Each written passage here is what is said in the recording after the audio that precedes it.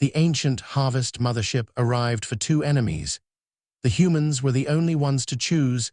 Both the sky did not darken when the pale architect arrived. It simply ceased to be blue and became a tapestry of shifting, impossible geometries. Two fleets had been locked in a brutal, decade-long war for the sector, their ships burning against each other in the cold void, only to find themselves paralyzed by a silence that felt heavier than gravity itself. The object hung there like a tear in the fabric of reality, a monolithic structure of pale, bone-like alloy that defied every known law of physics. It did not communicate through radio or light. It spoke directly into the minds of every living soul present. The message was singular, cold, and final. To survive the harvest, one side must designate the other for total annihilation, or both would be extinguished to feed the architect's insatiable hunger for biomass. For 3 days, the silence stretched, broken only by the hum of ship systems and the frantic, hushed panic of commanders staring at their weapon arrays. The enemy fleet, the Vrackith, were biological purists who viewed humanity as a vermin infestation that had to be scrubbed from the stars. Their admirals had already prepared their targeting solution. They were ready to trade human extinction for their own continued existence. On the bridge of the United Earth vessel, the Pillar of Dawn, Commander Elias Thorne watched the data streams and felt the crushing weight of a choice no leader should ever have to make. His crew was terrified. His officers were waiting for the order to fire, their fingers hovering over the consoles that would release a payload capable of vaporizing the Vrackith command ship in a microsecond. If he fired, the Vrackith would die, and humanity would live to fight another day, perhaps even gaining the technology of the architect in the aftermath.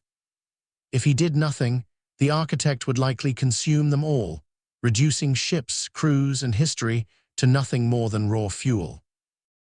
Thorne looked out the viewing port at the pale monolith. It was a test of efficiency, a cold calculation designed to thin the herd of the galaxy. It assumed that life was a zero-sum game, that one species could only thrive by consuming another. He leaned forward, his voice steady in the quiet bridge. He looked at his navigation officer, who was shaking, and then at the tactical display that showed the Vrackith ship powering up its primary batteries. They were going to kill us anyway, he thought, but that was the trap. The architect wanted to see if we were capable of becoming the very thing that was hunting us.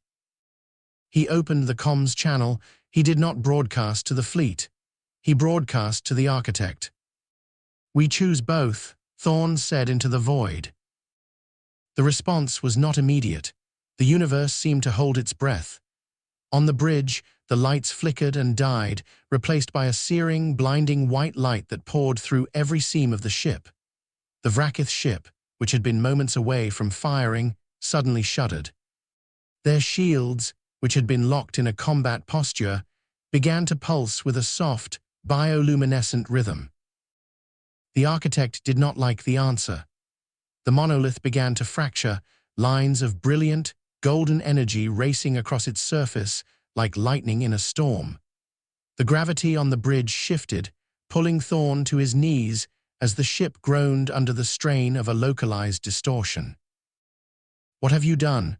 a voice rasped in his mind. It was not the architect.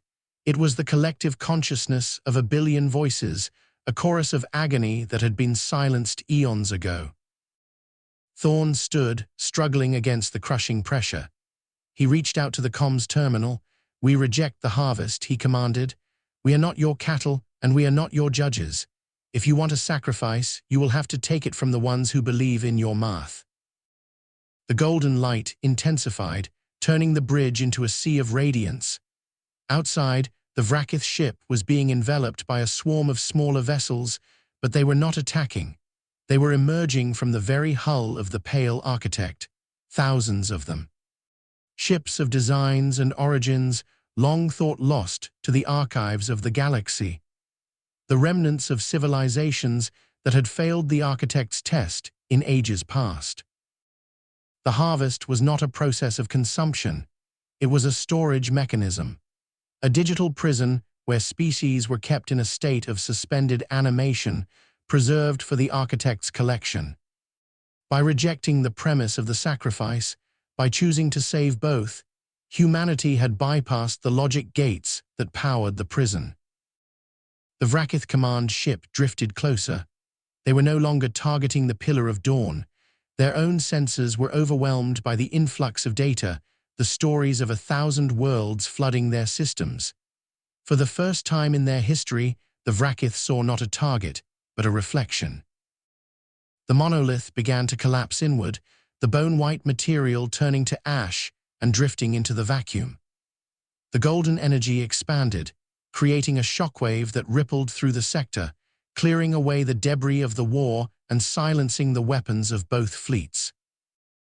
Thorne watched as the thousands of ships, liberated from their prison, began to scatter like seeds in the wind, finding their way back to their home stars or starting anew in the vast, open reaches of the galaxy. The war was over, not because one side won, but because the stakes of the conflict had become meaningless in the face of what they had discovered. The Vrakith Admiral, an ancient creature of chitin and malice, appeared on the main view screen. For a long time, there was only silence. Then the Admiral spoke, the translation software struggling to keep up with the weight of the words. "We were taught that existence was a ladder, and we were always meant to be on the top rung." Thorne nodded, his exhaustion finally catching up with him. "It is a ladder only if you refuse to walk on the ground," he replied. The Vrakith ship turned, its engines glowing with a new, steady light, and began the long journey toward a home they had nearly destroyed for the sake of survival. They were no longer enemies, nor were they friends. They were survivors who had looked into the abyss and realized that the greatest threat was not the monster in the dark, but the belief that we have to become monsters to survive it. Humanity remained at the edge of the system, watching the last of the freed ships vanish into the warp. They had no weapons, no war to fight, and a galaxy that was suddenly much, much larger than they had ever imagined. Thorne looked at his hands, which were still trembling. The test had been simple, but the consequences were permanent. We had the chance to be the sole survivors, to take the crown of the galaxy by cutting the throat of our neighbor. Instead, we bet on the impossible. We bet that there was enough room for everyone. The insight was as simple as it was dangerous. True power does not come from what you can take from the world. It comes from what you are willing to let go of in order to keep the world whole. The galaxy was no longer a cage. It was a garden. And for the first time, humanity had stopped trying to conquer it and started to learn how to exist within it. The stars seemed brighter now, stripped of the haze of war and the shadow of the architect. Every ship that had been freed carried the memory of their captivity, a collective trauma that served as a reminder of what happens when fear dictates the course of progress.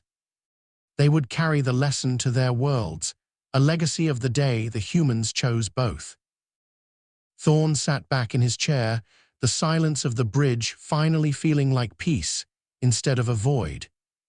He thought of the billions who had lived and died in the shadows of the architect, never knowing why they were harvested. They had been victims of a logic that humanity had finally dismantled, a cold, unfeeling algorithm that relied on the suspicion and greed of living things to fuel its own survival. The fear that had driven the Vrakith to war was a mirror of our own, he realized. We were both afraid of being the last ones standing in a universe that demanded we be the only ones standing. We were both victims of a narrative that said competition was the only truth. But that narrative ended when the architect fell. He looked at the tactical map. It was clear, empty, peaceful. The ships were gone, the war was gone, and the threat was gone. "What comes next?" his navigator asked, breaking the long silence. Thorne looked out at the infinite expanse of the stars. "We go home," he said, "and then we start over. We learn how to talk to the neighbors we tried to kill, and we learn how to listen to the ones who have been waiting to be heard. The journey back to Earth would be long. There would be questions from the governments, from the people, from the historians who would try to turn this moment into a political myth. But that was for later. For now, there was just the quiet, the immense, beautiful silence of a galaxy that had been given a second chance. Humanity had not saved the galaxy because they were better or stronger or smarter. They had saved it because they chose to be human. They chose the messiness of empathy over the purity of destruction. They chose the risk of partnership over the safety of isolation. Every act of kindness in a world that demands cruelty is an act of revolution. Every moment you choose to stand with your enemy instead of against them is a moment you take back from the darkness that wants to consume us all. Do not wait for an architect to test your character. Look at the people around you, the ones you disagree with, the ones you fight, the ones you fear. Look at them and recognize the common threads of survival and hope that bind you together. Decide today that the cycle of sacrifice ends with you. Reach out, break the pattern, and build the future you want to live in instead of the one you are afraid of losing. The choice is always yours, and it is the only thing that truly matters. The aftermath of the architect's destruction left a vacuum in the sector, but it was not a vacuum of power. It was a vacuum of potential. As the Pillar of Dawn began its long, slow drift back toward the human colonies, Thorne spent his hours not at the helm, but in the observation lounge. He watched the stars. He watched the way the light curved around the empty space where the architect had once been. He felt the phantom weight of the decision he had made, the realization that he had gambled the lives of his people on a belief that had no evidence.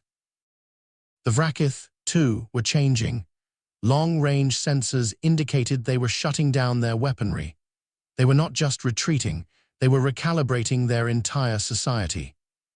The information released by the architect was a library of lost civilizations, a history of mistakes and triumphs that the Vrakith had been blind to for centuries. They were reading, learning, and perhaps, for the first time, mourning. Thorne knew that the transition would not be easy. Peace is not a destination, it is a discipline. It is a daily practice of choosing not to hate, of choosing not to fear, of choosing not to prioritize your own comfort over the dignity of another. The history books would talk about the battle of the Pale Architect. They would talk about the ships that were freed, the technology that was recovered, and the sudden, inexplicable end of a decade-long war. They would try to make sense of the math. They would try to find the strategic advantage that caused the architect to fail. But they would be wronged. The success of the mission was not in the tactics. It was in the refusal to play the game. It was in the stubborn, irrational insistence that life is not a commodity and that the worth of one species cannot be measured by the destruction of another. Thorne closed his eyes and leaned back against the cool metal of the bulkhead. He saw the face of the Vrakith admiral again. He saw the shock, the confusion, and finally, the slow, dawning realization. It was the same look he had seen on his own crew. It was the look of someone waking up from a nightmare that had lasted a lifetime. The universe was vast, cold, and often indifferent, but it was not empty, and as long as there were those willing to look at the monster and say no, there would always be hope. He had done his part. The rest was up to the next generation. They would have to live in the world he had created, a world where the old walls were gone and the old enemies were now neighbors. He would teach them, of course. He would tell them the story of the day the sky changed color. He would tell them about the monolith, the choice, and the silence that followed. But more importantly, he would tell them that they, too, have the power to choose. That is the true legacy of the harvest. It is not the memory of the prison, but the knowledge that it can be opened. As the Pillar of Dawn finally entered the jump gate, Thorne felt a sense of relief wash over him. The mission was over. The journey was complete. And as the stars began to blur into streaks of white, he knew one thing for certain. The galaxy was no longer a place of competition, it was a place of connection. And that was the greatest, most enduring victory of all. Every single person who ever looked at the stars and wondered if they were alone has had that moment. That realization that the universe is not a threat, but an invitation. And that invitation is waiting for all of us. We only have to have the courage to accept it. And as the ship jumped, leaving the emptiness of the sector behind, Thorne looked one last time at the stars.